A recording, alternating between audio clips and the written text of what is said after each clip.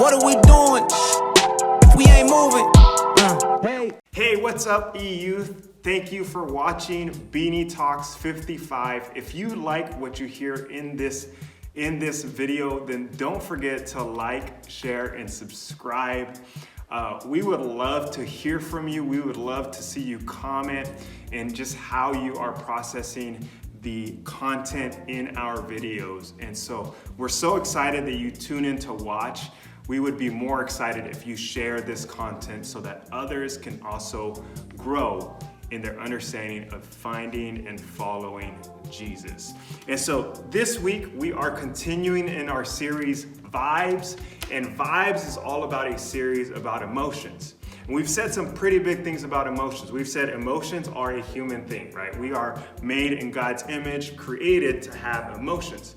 But where we get into trouble is when emotions become unhealthy and harmful, right? When we don't know how to handle emotions and emotions start to handle us, right? And last week we looked at anger and how anger can be controlling, how anger can be the boss of us. And we looked at how because of Jesus, anger doesn't have to control us. This week, we're looking at another powerful emotion, and that emotion is fear. F-E-A-R. Now, what are some things that you are afraid of? Put them in the comments. We're not gonna judge, okay? But I wanna begin by thinking about some of the things that might be fearful for you aren't fearful for me. And some things that are fearful for me aren't fearful for you. Like, for example, I'm not a roller coaster guy. Some of you love roller coasters. You're like, the faster, the higher, the bigger the loops, the drops, the better. I'm like, no way. Like, keep me on the floor. I'll watch. I'll hold your stuff. Go ahead. I'll hold your stuff. I'll wait right here. Okay? Other things that like I'm just not about, like I'm not about haunted houses. Like I'm not about that. Like some of you look forward to that season. You go to the carnivals, you go to the corn maze and do that stuff. I'm not about that. Like I don't want that in my heart. Okay? No judgment. I'm just not about that. Okay? The next thing, this is real.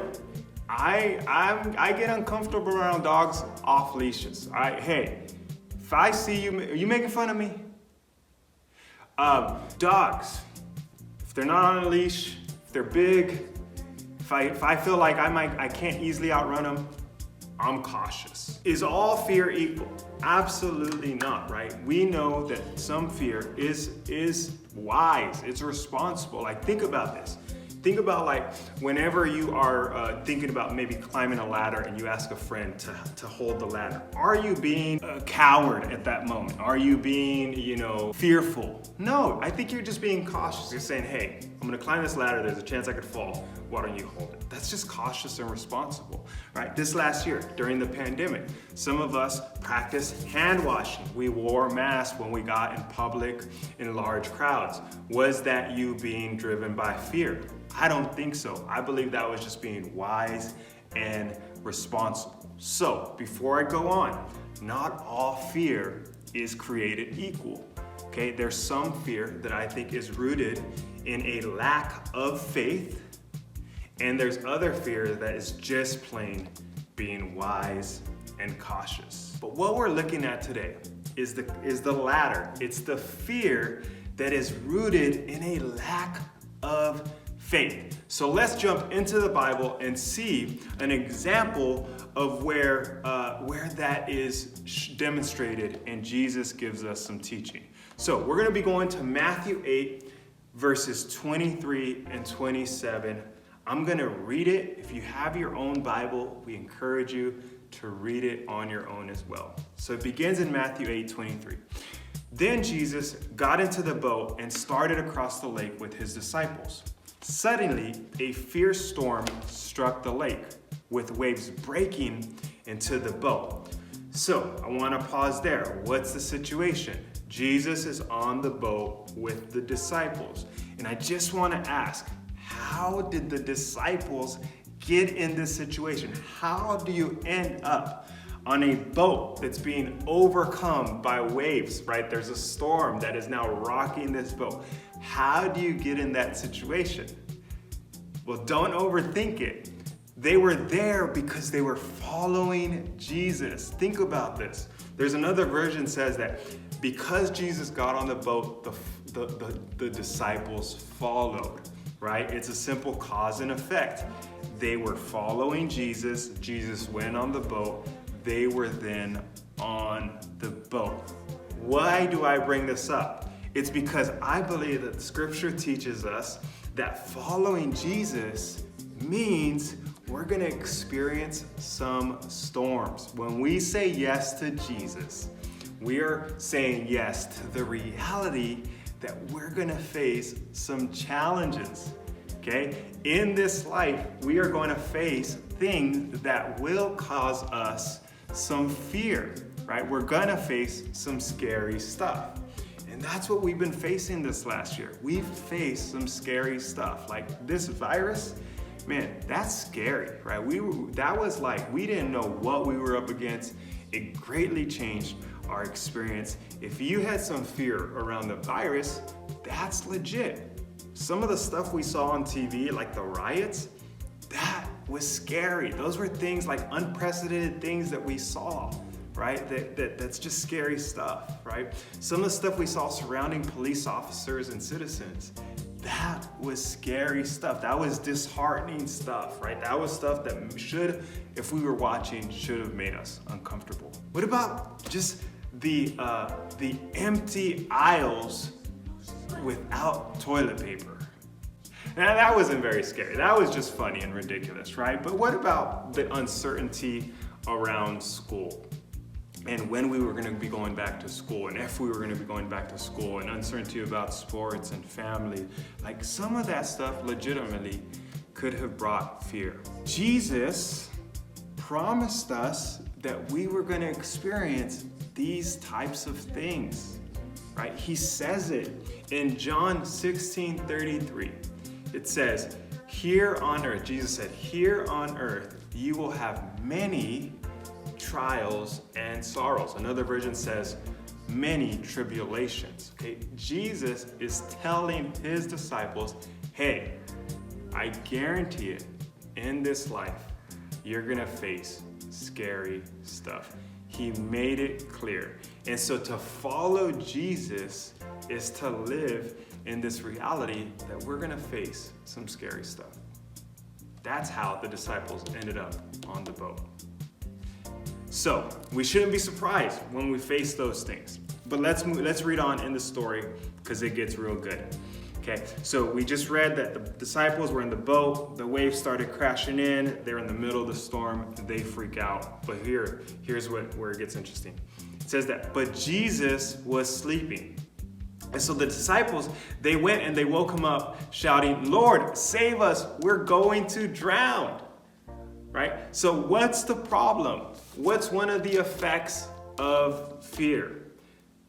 Write this down. Fear causes us to lose hope. Fear causes us to lose hope. And you might be thinking, well, they were about to drown. Like that was a legitimate reaction. What is so bad about their reaction? Well, if you take a step back and look in context, what the disciples had just experienced. Okay, so if you read a few verses back, if you read a chapter before Matthew 8, then you're gonna see that Jesus is doing some amazing things. In chapter 8 itself, Jesus is doing some amazing things. He has healed someone with a skin disease. He has healed someone who was paralyzed. He had healed someone who had a severe fever. And these disciples, the same men that were on the boat, they had just witnessed all that. It wasn't that they had heard about it. It wasn't that they had read about it. They had seen it moments before this storm. And so what happens is fear in this situation caused them to lose sight of all of that. They all of a sudden believed that this storm was gonna be their end, that they would die on this boat, forgetting who was on the boat with him. That's what was the problem in this situation. And so how much of this perspective about the future, about your situation, is driven because we have forgotten who God is and what he is capable of doing. So Jesus, we continue to read, he responds and he asks this question: why are you afraid? You have so little faith. Then he got up and he rebuked the winds and the waves, and suddenly there was great calm. Man, look at Jesus, man. He doesn't panic with us. He doesn't wake up and he doesn't freak out. No, Jesus, he brings peace into this panic. He brings faith in the face of all this fear. Jesus, he's just so cool and collected. He doesn't even address the storm right away. That's what's amazing. It's like he takes his time. He gets up, he calls out his disciples for their lack of faith, and then he addresses the problem, and then he calms the storm. It's like he wasn't even in a hurry. And that's who Jesus is. That's who Jesus can be. He can be a calming presence in your situation. In those areas where you feel like you're losing hope, Jesus can bring calm to that situation. And aren't you glad that he doesn't freak out? Aren't you glad that we can see his courage and that courage be contagious to us? You know, the last point I want to make is that Jesus must be bigger than our fears. You know, the waves obeyed Jesus. And if the waves obeyed Jesus, then could it be possible that Jesus is more powerful than anything that's causing you fear? And so here's an exercise. Take your fear, name it, label it, write it down, consider it, and then compare it. Compare it to Jesus and ask yourself, who wins? Who's mightier? Who's more powerful? Your problem, your situation, your fear, or this man that even the winds and the waves obey him? I believe that Jesus is proven to be stronger, mightier, more powerful than our greatest fears. Jesus says that on this earth, we will have many trials and tribulations, but we are to take courage. We are to take heart because he has overcome the world. And so the disciples, they respond in amazement. They say, who is this man? Even the winds and the waves obey him. And so how we answer this question, who is this man? Who is Jesus, makes all the difference in our lives. Because Jesus has proven to be much more than just a regular man. He is the Son of God, the King of Kings, the Savior of the world, the Prince of Peace. He is the ruler for eternity. And in him, we can have all the confidence and all fears we can cast on him. And that allows us to be hopeful in any situation that we find ourselves in. So we hope that you experience that. We hope that in the face of your fears, you're able to focus on Jesus and allow Jesus to be bigger than your greatest fear. Thanks for watching, guys.